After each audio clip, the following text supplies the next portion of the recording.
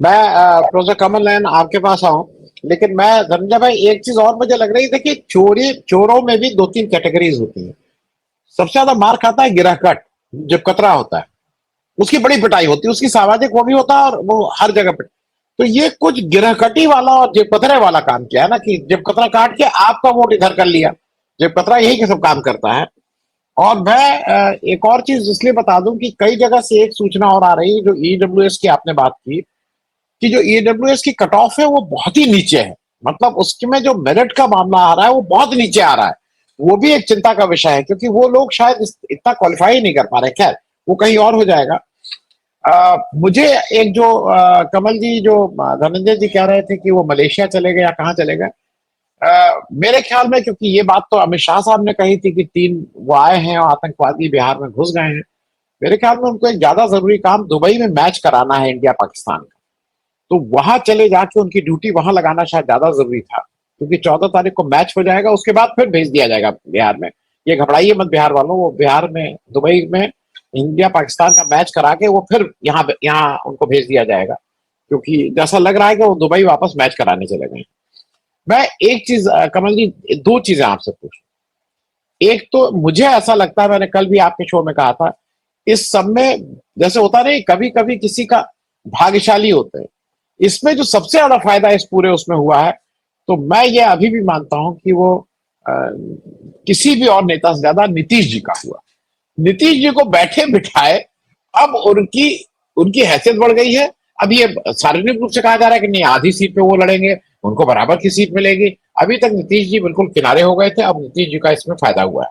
दूसरा, मुझे एक चीज और बता दीजिए, ये जो बार बार जो शकीब जी कह रहे हैं कि जो झगड़ा करा, आज भी वो झगड़ा कराने का सब लोग का कहना ही है कि जिस तरह से वो बिहेव कर रहे थे, वो झगड़ा बिल्कुल कराना चाह रहे थे, कहीं ना कहीं डिस्क्रेडिट करना चाह रहे थे। लेकिन मेरा एक एक जो मैंने कुछ लोगों से बात की, थोड़ा अब बीजेपी में डर भी आ गया है। क्योंकि बिहार में लालू यादव एक बहुत साल पहले अपनी क्या लठ पिलाओ तेल पिलाओ रैली भी करते थे, वो। तो उस तरह की चीज बिहार में बहुत आसान नहीं होगा कि हुड़दंग करके निकल जाना, जिस तरह से लाठी कांग्रेस के पिलावन दफ्तर में अंदर। सर, हाँ, रैली लाठी। का नाम था लाठी पिलावन। लाठी पिलावन तेल तेल पिलावन। पिलावन वैसे। हाँ, तेल पिलावन लाठी लाठी रैली। तेल चलावन पिलावन रैली। लाठी लाठी चलावन। रैली। हाँ, हाँ। लाठी रैली। हाँ हाँ हाँ, बस बस। तो वहां पे जरा ये मामला थोड़ा इतना आसान नहीं होगा। अभी तो लोग मिल जा रहे हैं, लेकिन अब बाद में लोग भी मिलना शुरू, वो मुश्किल हो जाएगा झगड़ा कराने के लिए। तो कमल जी, आप पूरे मामले को कैसे देख रहे हैं, क्योंकि अब तो चुनाव एक तरह से बिहार का अनाउंस हो ही चुका है, क्योंकि इस रैली के बाद अब कुछ रह नहीं गया। मोदी जी कब पहुंचते हैं बिहार, ये देखने वाली बात होगी। कमल जी। आनंद सर, बहुत बहुत धन्यवाद और सभी पैनलिस्ट को और आपको नमस्कार। जो आपने बात कही कि भारतीय जनता पार्टी में एक डर बैठ गया है, तो मुझे तो लगता है कि उस डर को सबसे ज्यादा एक जोरदार तरीके से और पुश देने का काम आज राहुल गांधी ने ही किया, जब उन्होंने ये कहा कि परमाणु बम या एटम बम तो हो चुका है, अब हाइड्रोजन बम की बारी है। तो मुझे लगता है कि दिल्ली के सर्कल्स में भी इस बात की चर्चा होगी कि आखिर वो हाइड्रोजन बम कहाँ का हो सकता है, कहीं बनारस का तो नहीं है या कहीं किसी और सीट का तो नहीं है। तो ये नहीं, वो हरियाणा, नहीं उन्होंने हरियाणा बोल दिया, उन्होंने हरियाणा हरियाणा बोला बोल है। दिया हाँ। जी। तो हाँ, तो और मुझे लगता है कि उसके बाद एक एक करके चाहे वो महाराष्ट्र हो चाहे और दूसरी जगह हो, उसका एक एक करके नंबर आएगा और ये बात धीरे धीरे साफ होगी कि किस तरीके से वोट चोरी का काम किया जाता रहा है। जो पूरी यात्रा रही है उसके संदर्भ में मैं कुछ बिंदु में अपनी बातों को रखना चाहूंगा। जैसे सबसे पहले मुझे ये लगता है कि ये पूरी की पूरी यात्रा इंडिया ब्लॉक और कांग्रेस पार्टी, या बिहार में उसे महागठबंधन कहते हैं, उसके लिहाज से हम देखें तो उसके भीतर एक ऊर्जा भरने वाली चीज रही। तमाम लोग इस बात को मानते हैं कि बिहार में कांग्रेस की स्थिति बड़ी नाजुक रही है।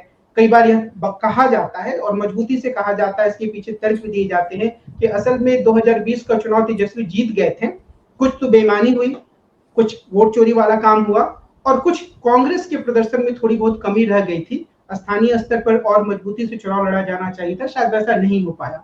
तो इस बार जो राहुल जी की यात्रा हुई है अभी तक, उसमें एक तरीके से कांग्रेस को एक पुनर्जीवन मिला है। और मुझे ये देख के थोड़ी खुशी भी होती है कि कांग्रेस के भीतर बहुत सारे युवा नेता और कार्यकर्ता दिखते हैं और उनके भीतर एक ऊर्जा भी नई तरह की दिखती है। तो राहुल गांधी ने जो पूरी यात्रा की, उससे कांग्रेस को एक नया जीवन मिला है, उसके भीतर ऊर्जा का संचार हुआ है।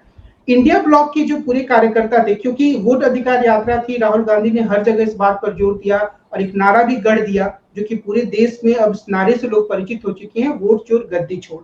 तो इस नारे को गढ़ने के साथ साथ जब आप वहां होने वाले भाषणों पर ध्यान देंगे तो वो वोट चोरी के मुद्दे पर होता था, लेकिन उसके साथ साथ बिहार के जो बुनियादी मुद्दे होते थे वो भी लगातार इस यात्रा में तेजस्वी उठाते रहे। राहुल गांधी की बातों में भी वो चीजें आती रही और उससे ये चीज हुआ कि जो सारे कार्यकर्ता इन लोगों के हैं उनके भीतर एक ऊर्जा भरी है। और मुझे लगता है कि पहले तो एसआईआर वाली बात है, तो अब महागठबंधन के कार्यकर्ताओं के भीतर यह बात आ चुकी है कि चीजों को इतने आसानी से हमें हाथ से नहीं जाने देना है और उसके लिए जो सजगता चाहिए, जो जागरूकता चाहिए, जो गोलबंदी चाहिए, जो भी इनके अपने लोग हो सकते हैं उनके वोट को सुनिश्चित करने की बात है, मुझे लगता है कि इसके प्रति भी एक जागरूकता महागठबंधन में आई है इस पूरी यात्रा से। और जो अन्य बातें जो महागठबंधन के भीतर जिसको हम कहते हैं कील काटा दुरुस्त करना, वो भी मुझे लगता है काफी हद तक हुआ है। एक आमतौर पर मान्यता ये रही है कि तेजस्वी यादव पप्पू यादव को पसंद नहीं करते हैं। आज भी मैं ये देख रहा था कि एक खबर चलाई गई कि अच्छा आज के दिन भी पप्पू यादव को नीचे कुर्सी लगाकर बैठना पड़ा, और आज तक जैसे बड़े चैनल पर ये खबर चलाई जा रही थी। तो हमेशा से ये कोशिश तो रही है कि जो नेगेटिव खबरें हो सकती हैं उसी को गोदी मीडिया या मुख्यधारा का जो इलेक्ट्रॉनिक मीडिया है वो दिखाता है। तो लेकिन मोटे तौर पर आप देखेंगे तो जो एक समन्वय की बात है वो काफी सारी इस यात्रा में हुई, जिससे महागठबंधन को काफी लाभ हुआ। और वो जो एक लाभ की स्थिति है वो इस रूप में है कि जो कन्हैया कुमार और तेजस्वी यादव के बीच में होड़ की बात कही जाती थी, वो एक बेहतर समन्वय के रूप में अब सामने आया। कम से कम इस यात्रा में वो दिखा कि वो लोग मिलजुल कर काम करने के लिए तैयार हैं। जो पप्पू यादव हैं और जो तेजस्वी यादव हैं उनके बीच में भी एक अलग तरह का समन्वय दिखा। तो अगर ये चीज आगे कायम रहती है तो महागठबंधन बेहतर समन्वय के साथ चुनाव लड़ सकता है। जो आपने एक बात कही नीतीश कुमार जी वाली, तो यह बात काफी हद तक सही है, लेकिन उसके साथ यह बात भी आ जाती है कि नीतीश जी का अपना संगठन जमीनी स्तर पर अब कितना मजबूत है और उसके भीतर उनकी पार्टी के भीतर आरएसएस या भारतीय जनता पार्टी की सोच रखने वाले कितने लोग आ चुके हैं। जहां तक मेरी जानकारी है, लोग यह बोलते हैं कि उनको घेरे हुए जो 3-4 लोग हैं, असल में उनका एक पांव या उससे भी ज्यादा हिस्सा जो है वो भारतीय जनता पार्टी में है। तो उन्हें सीटें मिलेंगी यह बात कही जा रही है और वो कई तरह के कार्यक्रमों की भी घोषणा कर रहे हैं। लेकिन जो अगर उन्हें 101, 102 या 105 सीटें भी भारतीय जनता पार्टी देती है, तो क्या उन सीटों पर नीतीश कुमार वास्तविक रूप में अपना उम्मीदवार उतार पाएंगे? यह एक बड़ा प्रश्न है, खासतौर पर इसलिए भी क्योंकि नीतीश कुमार जी अपनी छवि के साथ जुड़े हुए इस चीज को नहीं तोड़ पा रहे कि उनकी तबीयत खराब है और वो उनके समर्थकों को भी ये लगता है कि वो कभी भी कुछ बोल सकते हैं ऐसा जो शर्मिंदगी का कारण बन सकता है पार्टी के लिए।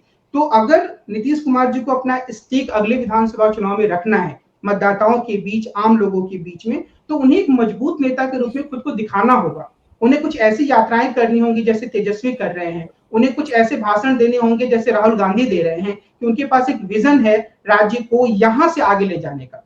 बहुत सारे लोग ये मानते हैं कि वो राज्य को 2005 से काफी आगे लेकर आए हैं, लेकिन एक जड़ता भी आ गई और जड़ता के साथ साथ वो जो भारतीय जनता पार्टी के साथ मिल गए और फिर भारतीय जनता पार्टी के सारे कुकर्मों में भी एक मूक सहायक बन गए, तो इससे उनकी छवि को काफी धक्का लगा है। तो नीतीश कुमार जी का कोई स्टेक तभी हो सकता है इसमें जितना भी उनको फायदा दिखे ऊपरी तौर पर, जब वो ये साबित करे कि मैं एक स्वस्थ नेता हूं, मैं लीड करने के लिए तैयार हूं और मैं यहाँ जो 2013 में कहा करते थे कि बिहार में अगर एनडीए है तो उसका मुख्य चेहरा मैं हूं, नरेंद्र मोदी या कोई और नहीं हो सकता है। और उसके लिए उन्हें बहुत कुछ एक्टिव होने की जरूरत है जो वो नहीं है मुझे लगता है। और इससे जो भी फायदे की बात सीटों में उनको मिल जाए वो आगे नहीं दिखेगी। एक और चीज इस पूरी प्रक्रिया में हुई कि प्रशांत किशोर साहब और ज्यादा साफ तरीके से सामने आ गए कि उनका एजेंडा भारतीय जनता पार्टी के करीब ही है। कई तरह की वो बातें करते हैं, लेकिन जैसे उन्होंने कह दिया कि बिहार में तो एसआईआर कोई मुद्दा ही नहीं है, तो ये एक तरीके से वही बात होगी जो भारतीय जनता पार्टी के लोग कह रहे हैं कि एसआईआर तो कोई मुद्दा ही नहीं है। तो ये जो पूरी यात्रा है उसमें ऐसा अभी तक लगता है कि प्रशांत किशोर जो एक नैरेटिव बनाने की कोशिश कर रहे थे कि पलायन बड़ा मुद्दा है और मैं एक नए एजेंडे के साथ सामने आ रहा हूं, उसमें उनको काफी झटका लगा है और इस बात की जरूरत है कि वो नए तरीके से अपने आप को एनर्जाइज करें अगर आने वाले समय में उन्हें चुनाव में बने रहना है। तो एक आखिरी बात मैं ये कहना चाहूंगा और उसके बाद एक और थोड़ा सा ईडब्ल्यूएस में मुझे कुछ कहना है। आखिरी बात ये है कि ये जो यात्रा खत्म हुई है यहाँ पर, उसके बाद महागठबंधन को नए तरीके से अपने कील काटी जो उनके दुरुस्त हुए उसके साथ जमीनी स्तर पर उतरना होगा। अगर वो यहाँ पर बैठ जाते हैं कि चुनाव की घोषणा हो गई और उसके बाद हम ज्यादा सक्रिय होंगे, तो फिर शायद जो लाभ होगा उसका वो उतना ना उठा पाए। अब जरूरत इस बात की है कि वो जमीनी स्तर पर, गांव के स्तर पर, बूथ लेवल पर अपने कार्यकर्ताओं को सक्रिय करें, जो उम्मीदवार चुनने हैं वो सही उम्मीदवार चुने, सीटों का बंटवारा सही तरीके से हो, तो बहुत ही मजबूती के साथ चुनाव मैदान में जाएंगे, उनकी जीत की संभावना रहेगी। एक जो ईडब्ल्यूएस की बात हुई उसमें मैं दिल्ली विश्वविद्यालय का एक किस्सा शेयर करना चाहूंगा क्योंकि मैं वहीं पढ़ाता हूँ। ये बात उभर कर सामने आई कि जो ईडब्ल्यूएस में कैंडिडेट का सिलेक्शन हो रहा है, तो आमतौर पर सब योग्य होते हैं, मैं उस पर सवाल नहीं कर रहा हूं, लेकिन आमतौर पर वो आरएसएस के कार्यकर्ता होते हैं। अब जब वो लोग ज्वाइन करने के लिए आते हैं तो वो बीएमडब्ल्यू पे आते हैं, अच्छी अच्छी गाड़ियां हैं उनके पास, आर्थिक रूप से काफी संपन्न हैं। तो मोटे तौर पर जो ईडब्ल्यूएस की एक कैटेगरी बनाई गई, उस कैटेगरी को बनाने की भी कोई जरूरत नहीं थी। वो आरक्षण की जो मूल मान्यता है उसके खिलाफ था। लेकिन जब आपने कैटेगरी बना दी तो एक तरीके से आपने उसे जो सरकारी नौकरियां हैं उसको रेवड़ियों की तरह बांटने की तरह इस्तेमाल किया, उन लोगों के लिए जिनको इसकी जरूरत उस तरीके से नहीं है, वो संपन्न लोग हैं और वो जो सामान्य श्रेणी है उसमें प्रतियोगिता करके आ सकते थे। तो ये जो बात सामने आई जो धनंजय जी ने कही कि वो अपने आप में एक बड़ा घोटाला है। और मुझे लगता है कि जो पिछड़ी जातियों के युवा हैं या जो दलित युवा हैं या जो आदिवासी युवा हैं, जिनके लिए आरक्षण का प्रावधान संविधान में किया गया और बाद में मंडल कमीशन के द्वारा ओबीसी के लिए किया गया, उन्हें इस बात को ज्यादा गंभीरता से लेने की जरूरत है कि ईडब्ल्यूएस के नाम पर असल में जो संघ है और बीजेपी है उसने एक बड़ा घोटाला किया है और जो उनका एक कोर वोटर है जो अपर कास्ट है उसको गिफ्ट में कुछ देने की कोशिश की है। और 2019 के चुनाव के पहले ऐसा हुआ और फिर कुछ चमत्कार हुआ कि अदालत में भी इसको स्वीकार कर लिया गया, जबकि ऐसे संभावना थी कि सर्वोच्च न्यायालय इसको रोक लगा देगा। तो ये एक बात है जो ईडब्ल्यूएस के बारे में भी समझने की जरूरत है। जी आनंद सर।